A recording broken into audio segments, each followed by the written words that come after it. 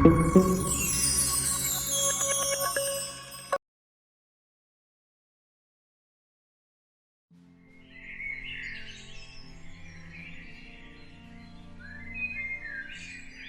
नगर में महाराज भीम सिंह का राज था। वो बहुत ही न्यायप्रिय राजा हुआ करते थे। उनके राज्य में लगभग सभी बहुत खुश थे। लेकिन एक दिन एक फरियादी दरबार में आया। महाराज दुहाई हो, महाराज दुहाई हो। क्या हुआ? इतना परेशान क्यों हो? महाराज, हमारे मोहल्ले में पिछले 2 सप्ताह से बहुत चोरियां हो रही हैं। अभी तक 4 घरों में चोरियां हुई हैं। क्या? पिछले 2 सप्ताह से चोरियां हो रही हैं? शहर कोतवाल को बुलाया जाए। सिपाहियों ने कुछ ही देर में शहर कोतवाल को हाजिर कर दिया। कोतवाल, हमारे राज्य का शासन कैसा चल रहा है? राज्य की कानून व्यवस्था कैसी चल रही है? किसी को किसी तरह की कोई परेशानी तो नहीं है? जी महाराज, सब एकदम ठीक है, बिल्कुल ठीक।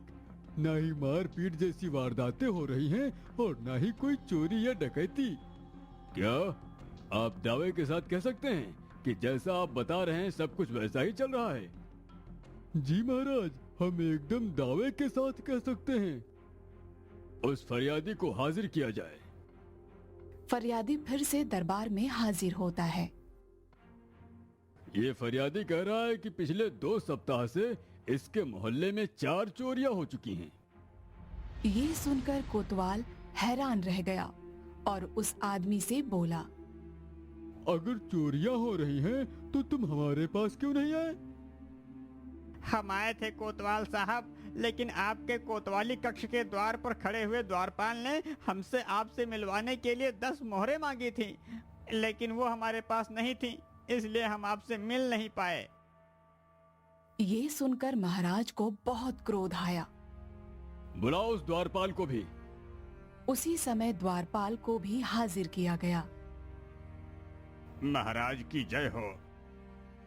द्वारपाल, क्या ये आदमी हमसे मिलने के लिए हमारे कोतवाली कक्ष पर आया था?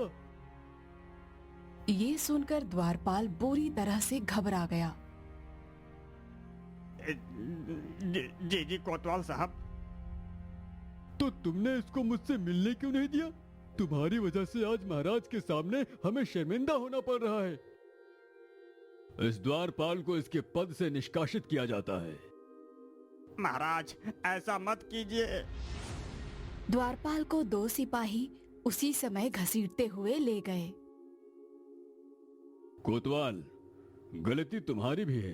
तुमको पूरे राज्य के बारे में सब पता होना चाहिए, ना कि उन शिकायतों के बारे में जो बस आपके कोतवाली कक्ष तक पहुंचती हैं। क्षमा करें महाराज।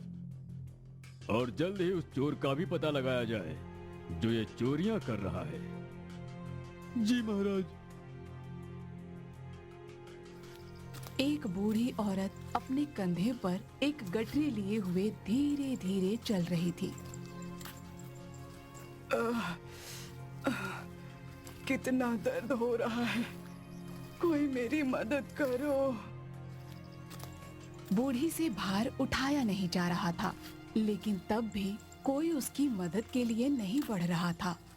उसी समय एक घर में बैठे लड़के के कान में उस बूढ़ी की कर्राहट पहुंची। अरे कौन है ये बेचारी, इतनी दर्द भरी आहें भर रही है? वो लड़का अपने घर से बाहर निकला और बोला, किसकी आवाज है? एक आदमी जो पहले से ही बाहर खड़ा था, वो बोला, एक बूढ़ी औरत है, वो देखो वहाँ जा रही है। ये कहते हुए उस आदमी ने आगे की तरफ इशारा किया तो रास्ते पर दूर दूर तक कोई नहीं था। अरे यहाँ तो कोई नहीं है। बड़ी विचित्र बात है, वो बूढ़ी तो अभी यहीं से गुजर रही थी, कहाँ गायब हो गई?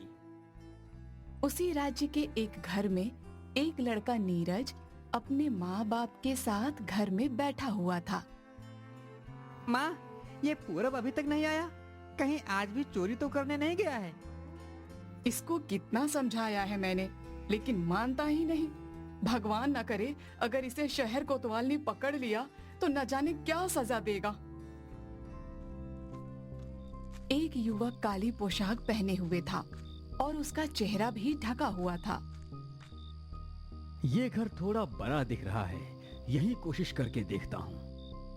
ये कहते हुए वो उस घर के अंदर घुस गया। उसने पाया कि वहां आंगन में खाट पर एक आदमी सो रहा था। वो दबे पांव घर के अंदर पहुंचा तो अंदर एक औरत अपने बच्चे के साथ सोई हुई थी। वाह, इस घर में तो माल जरूर होगा। उसको एक तिजोरी नजर आई। उसने तिजोरी के पास जाकर उसे कुछ ही देर में खोल लिया। अरे वाह, उसके अंदर कुछ गहने रखे हुए थे। उसने गहनों को अपने थैले में रखा और फिर से बाहर निकला। वाह, आज तो चांदी हो गई। अरे नहीं, गलत बोल दिया। मतलब आज तो सोना ही सोना हो गया। तभी उसकी गर्दन पर एक तलवार आ गया। अरे बहुत हुआ तुम्हारा, अब चुपचाप से कोतवाली चलो। कोतवाल उसे अपने साथ कोतवाली ले गया और सुबह उसको दरबार में हाजिर किया गया। महाराज की जय हो। महाराज सर हिलाते हैं। कहो कोतवाल। यही वो चोर है महाराज, जो हमारे राज्य में चोरियों को अंजाम दे रहा था। महाराज के चेहरे पर गुस्सा देखकर भी उस युवक जिसका नाम पूरब था, उस पर कोई खास फर्क नहीं पड़ा। तुमको अपनी सफाई में कुछ कहना है? सफाई में क्या कहूँ महाराज, मैं जिस घर में भी घुसता हूँ वहाँ की सफाई करके ही निकलता हूँ। ये सुनकर महाराज का गुस्सा और ज्यादा बढ़ गया। इसे कैद खाने में डाल दो। उसे सिपाही कैद खाने की तरफ ले गया, लेकिन कैद खाने में जाने के बाद भी उसके चेहरे पर एक रहस्यमयी मुस्कान थी। अरे तुम हंस क्यों रहे हो? कुछ नहीं, अब कैद खाने में हंसना भी मना है क्या? सिपाही उसको बंद करके चला गया। उसकी नजर थोड़ी ऊंचाई पर लगी एक खिड़की पर थी। अब दिखाता हूँ मेरा कमाल। उसी समय वो उस खिड़की को खोलने में लग गया और पूरी रात की मेहनत के बाद सुबह होने पर उस खिड़की को खोल वो उसके जरिए बाहर निकल गया। अरे वाह, ये तो एकदम महल के बाहर निकल आया मैं। वो तेजी से भागता हुआ बाजार में आ पहुंचा और उसी समय वो गठरी वाली बूढ़ी औरत वहां से गुजर रही थी। अरे कोई मेरी मदद कर दो, बहुत भारी वजन है, मुझसे चला नहीं जा रहा। अरे इस पोटली में तो बहुत माल होगा, चलो इस बूढ़ी को ही लूट लेता हूँ। लाओ माँ जी, मैं आपकी मदद कर देता हूँ।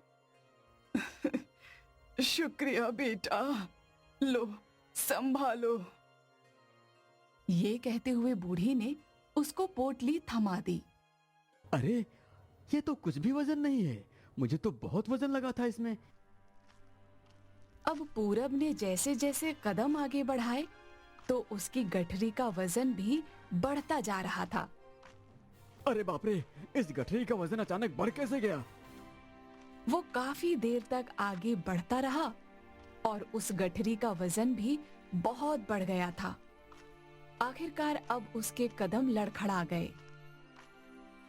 अरे सोचा था जब सुनसान रास्ता आएगा तो इस गठरी को लेकर भाग जाऊंगा, लेकिन ये तो बहुत भारी हो गई है। बस करो बेटा, बस करो। ये कहते हुए बूढ़ी ने पोटली उसके हाथ से ले ली।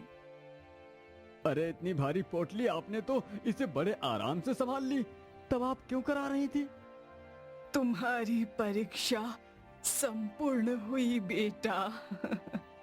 परीक्षा? हाँ, मैं तुम्हारी परीक्षा ले रही थी और अब मैं तुमको तुम्हारा वरदान देने वाली हूँ। परीक्षा वरदान, ये सब क्या है? मुझे कुछ समझ में नहीं आ रहा। बेटा, मैं कोई आम बूढ़ी नहीं हूँ।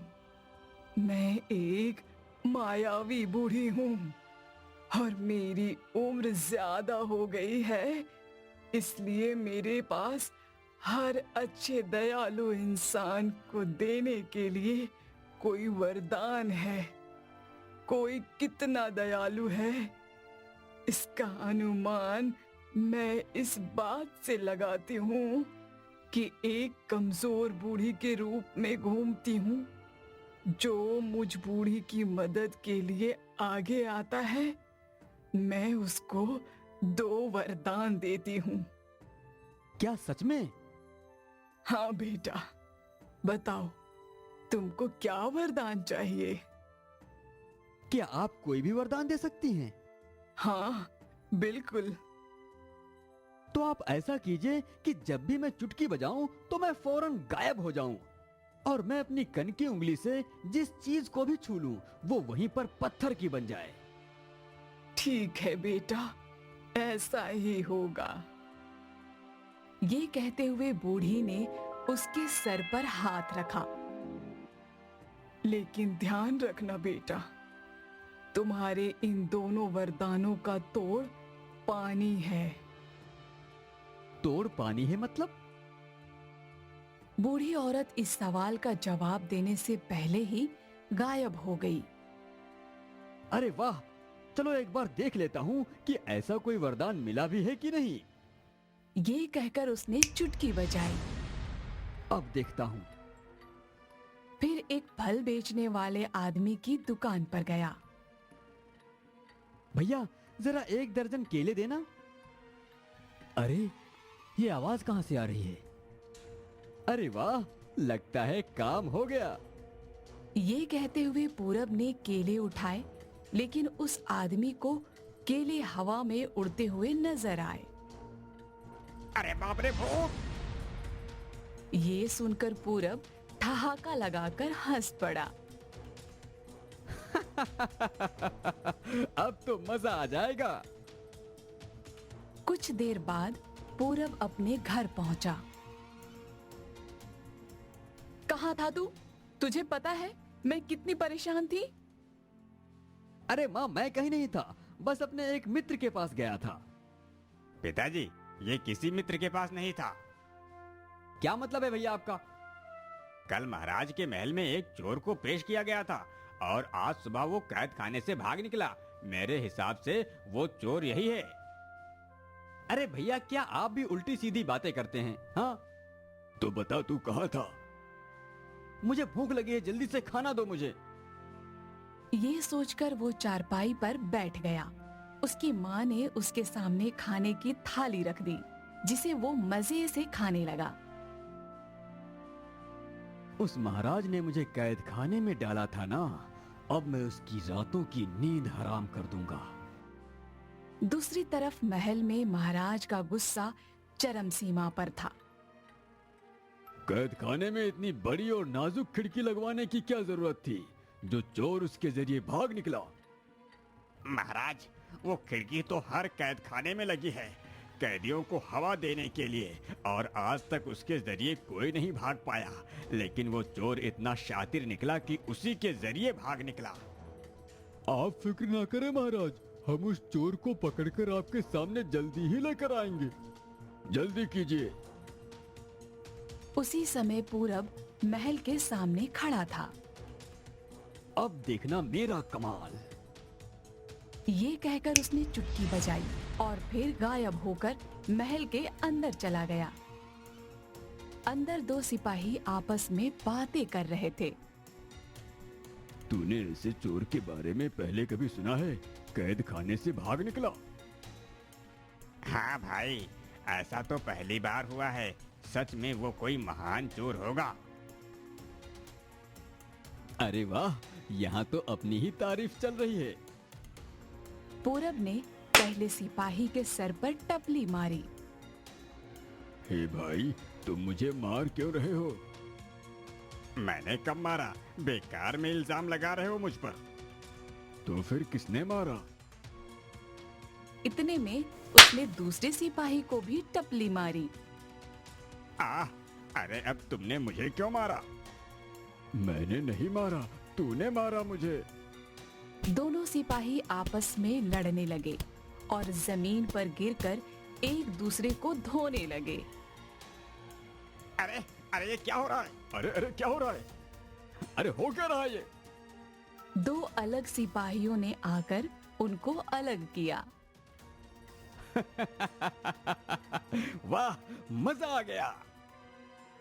पूरब अब महारानी के कक्ष में गया, जो अपने जेवरों को देख रही थी। वाह, कितने कीमती जेवर हैं मेरे। मेरे जेवर आसपास मौजूद किसी राज्य की महारानी के पास नहीं है। अभी तुम्हारे जेवरों की कीमत बढ़ा देता हूँ। ये कहकर उसने महारानी के जेवरों को अपनी कन की उंगली से छुआ और वो पत्थर बन गए।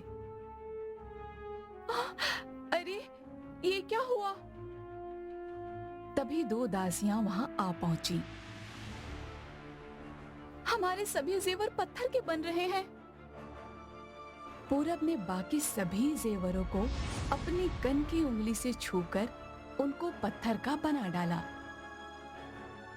हम अभी महाराज को खबर करते हैं। तभी दासियां महाराज और मंत्री को बुलाकर लाईं।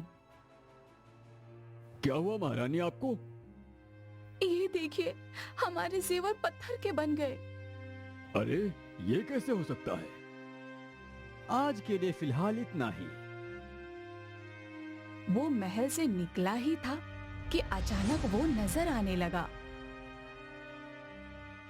लगता है असर खत्म हो गया। काश ऐसा होता कि जब मैं दोबारा चुटकी बजाऊं तभी मैं गायब होता। खैर अब तो ऐसा नहीं हो सकता। पूरब अपने घर पहुंचा तो नीरज उसको सवालिया नजरों से देखने लगा। तो कुछ गलत तो नहीं कर रहा है ना? अरे भैया, आप क्यों पीछे पड़े हो? मैं कुछ क्या गलत करूंगा? हाँ।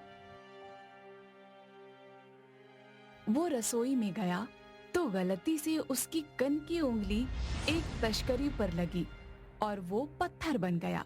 उसने ग्लास में निकालकर पानी पिया और अपने कमरे में जाकर लेट गया। तभी नीरज भी किचन में पानी पीने के लिए गया, लेकिन जैसे ही उसने तश्करी को देखा। अरे ये क्या? ये तश्तरी पत्थर की कैसे बन गई? महाराज के महल के बारे में भी ऐसी ही बातें सामने आ रही हैं कि वहाँ पर महल की चीजें पत्थर की बन रही हैं। कहीं इसमें पूरब का तो हाथ नहीं? मुझे इस पर नजर रखनी चाहिए। वो पूरब के कमरे के बाहर छिपकर बातें सुनने लगा। अरे ये तो बहुत बड़ी गलती हो गई। जिस बूढ़ी ने मुझे गायब होने का और चीजें पत्थर की बनाने का वरदान दिया था, उसने क्या कहा था कि अगर कोई भी चीज मेरे छूने से पत्थर की बन जाएगी तो उसका तोड़ सिर्फ पानी है। ये समझ नहीं आ रहा। बूढ़ी वरदान? मेरा शक सही था। लगता है पूरब कुछ गलत जरूर कर रहा है, लेकिन सबसे छिपा रहा है। नीरज ने अब पूरब पर नजर रखने की सोची। रात होने पर पूरब अपने कमरे से निकला और दबे पांव बड़े दरवाजे की तरफ बढ़ने लगा। अरे ये पूरब इतनी रात कहाँ जा रहा है? लगता है इसका पीछा करना ही पड़ेगा। अब नीरज भी घर से निकल थोड़े फासले पर उसका पीछा करने लगा। पूरब एक घर के सामने जाकर रुका। चलो अब यहाँ चोरी करता हूँ, कहीं कोई देख ना ले। बहुत संभल कर जाना पड़ेगा। अरे ये मैं क्या बोल रहा हूँ? मेरे पास तो गायब होने का वरदान है। मैं तो भूल ही गया था। ये कहकर पूरब ने चुटकी बजाई और वो गायब हो गया। अरे बाप रे! पूरब ने चुटकी बजाई और गायब हो गया। अब तो सब समझ आ रहा है। नीरज उसी समय घर वापस आया और सोचने लगा। पूरब कह रहा था कि उस बूढ़ी ने कहा था कि वो जो भी चीज पत्थर की बनेगी उसका तोड़ पानी है। इसका मतलब तो मुझे भी समझ में नहीं आ रहा, लेकिन इसका जवाब जल्दी ही पता करना होगा। नीरज इसी सोच में डूबा रहा। सुबह होने से पहले ही पूरब चोरी किए हुए सामान के साथ घर पर आया और अपने कमरे में जाकर आराम से सो गया। दूसरी तरफ महल में सभी हैरान परेशान थे। पता नहीं क्या हो रहा है हमारे महल में। कोई कहता है कि सिपाहियों पर कोई अदृश्य शक्ति हमला कर रही है और महारानी कह रही हैं कि उनके कमरे की चीजें पत्थर की बन रही हैं। कुछ भी समझ में नहीं आ रहा। महाराज, आपसे मिलने आपके परम मित्र राजा सूरसेन अपनी रानी के साथ में आए हैं। अरे उनको हमारे खास मेहमान खाने में बैठाइए, मखमली गद्दे वाले पलंग पर। हम अभी आते हैं। उनसे पहले पूरब वहां पहुंच जाता है। ओहो, मखमली गद्दा। चलो हम अभी उसको और मखमली कर देते हैं। ये है वो मखमली गद्दा। उसने गद्दे को कन की उंगली से छुआ और वो पत्थर बन गया। तभी सिपाही महाराज के मित्र और उनकी रानी को लेकर मेहमान खाने में पहुंचा। आइए महाराज, आइए, आप यहाँ इस मखमली गद्दे पर बैठिए। महाराज अभी आते हैं। जी धन्यवाद। ये कहकर जैसे ही पलंग की तरफ बढ़े तो उसे पत्थर का देखकर उनको क्रोध आ गया। ये क्या वाहियात मजाक है आपका? महाराज के कानों तक उनकी आवाज पहुंची। अरे क्या हुआ? मंत्री जी आइए। महाराज सिंहासन से उठकर मंत्री के साथ मेहमान खाने में पहुंचे। अरे मित्र, आप गुस्सा क्यों करते हैं? हम बस आने ही वाले थे आपसे मिलने। वो तो हमें पता था, लेकिन आपने ये कहा कि हम मखमली गद्दे वाले पलंग पर बैठकर आपका इंतजार करें। हाँ, तो इसमें हमने गलत क्या बोल दिया? आपका गुस्सा होना हमें समझ में नहीं आ रहा। ये देखिए आपका मखमली गद्दा। उन्होंने गद्दे की तरफ इशारा किया तो वो पत्थर का बन चुका था। अरे ये कैसे हुआ? महाराज, अभी तो एक और हैरानी वाली बात होने वाली है। ये आपने हमसे इतना भद्दा मजाक क्यों किया? हमने आपसे कोई मजाक नहीं किया। आप क्रोध ना करें। यहाँ मखमली गद्दा ही हुआ करता था। ये पत्थर कैसे बन गया, ये तो हमारे लिए बड़े ताज्जुब की बात है। चलिए आपको दूसरे कक्ष में बैठाते हैं। तभी पूरब ने राजा के साथ आई हुई रानी के हार को छुआ। हमारा गला। अरे ये क्या? रानी का हार भी पत्थर का बन गया। अब राजा बहुत ज्यादा गुस्से में आ गया। आप ये सब जानबूझकर कर रहे हैं ना? आप इन्हें कोई जादूगर बैठा रखा है जो हमें परेशान कर रहा है। ऐसा नहीं है। ऐसा ही है।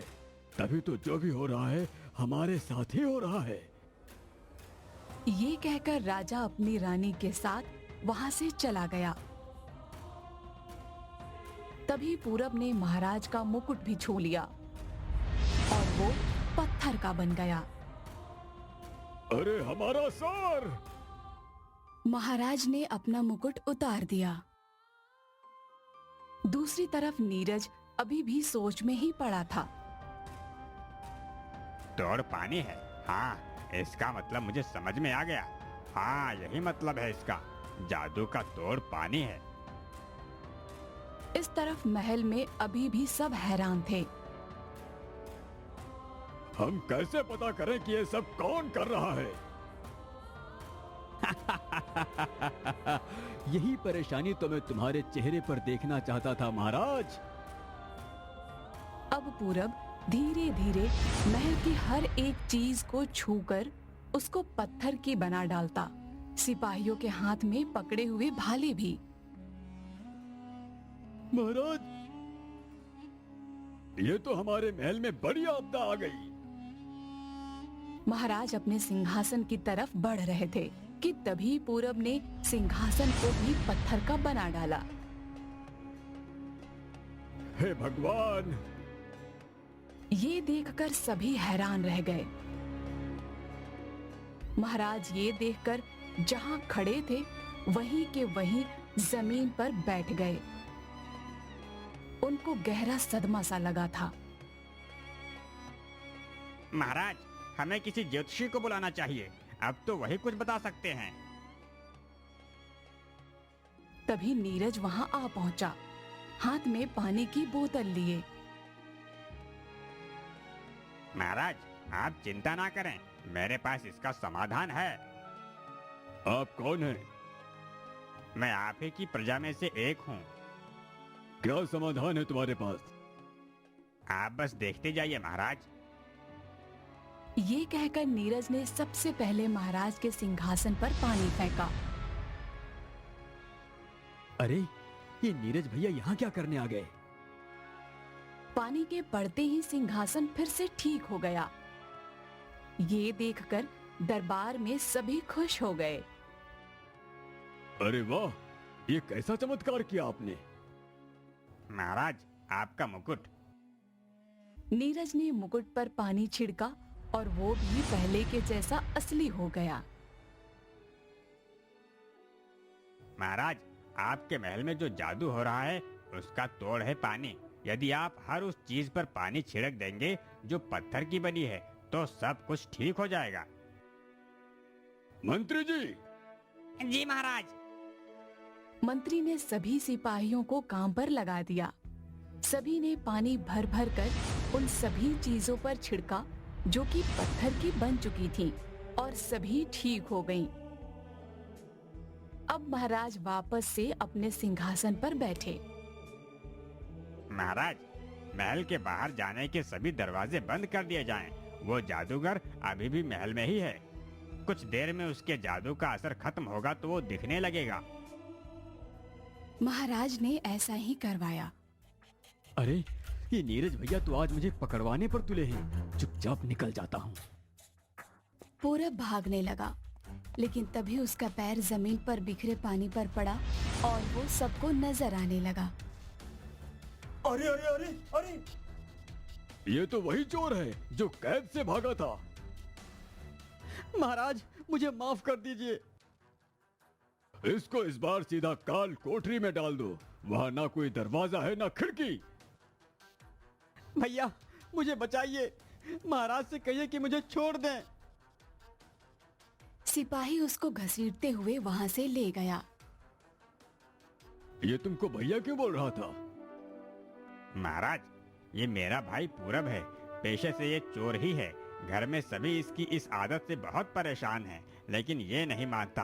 हम अब तक किसी तरह इसको बचाते आ रहे थे, लेकिन इस बार इसने आपको परेशान करके हमारे लिए बहुत शर्मिंदगी वाला काम कर दिया था। इसलिए इसको पकड़वाना ही मुझे ठीक लगा। हम आपके हमारे प्रति इस लगाव से बहुत खुश हुए। आपको इनाम में सोने की 1000 मोहरें दी जाएंगी। शुक्रिया महाराज। महाराज ने नीरज को 1000 सोने की मुद्राएं दी, जिन्हें लेकर नीरज ने महाराज से विदा ली। पूरब अब भी काल कोठरी में बंद पड़ा था। अरे, मेरा जादू काम क्यों नहीं कर रहा है? मैं गायब क्यों नहीं हो रहा?